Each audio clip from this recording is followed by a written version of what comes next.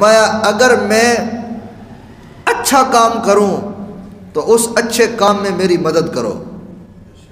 تاکہ اس اچھے کام کو پائے تکمیل تک پہنچانے میں کسی بھی جگہ رکاوٹ پیدا نہ ہو،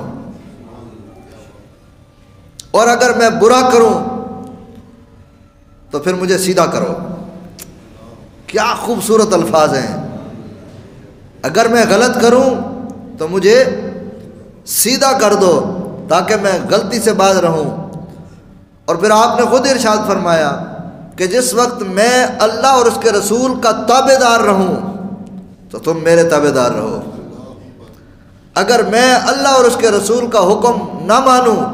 اور اللہ اور اس کے رسول کا تابع دار نہ رہوں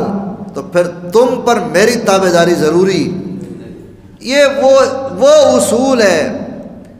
یہ وہ قاعدہ ہے جو سیدنا صدیق اکبر رضی اللہ تعالی عنہ نے وضع فرمایا ہے کہ حکمران جب تک اللہ اور اس کے رسول کا تابع دار رہے تو رعایا پر ضروری ہے کہ وہ حاکم کے تابع دار رہیں۔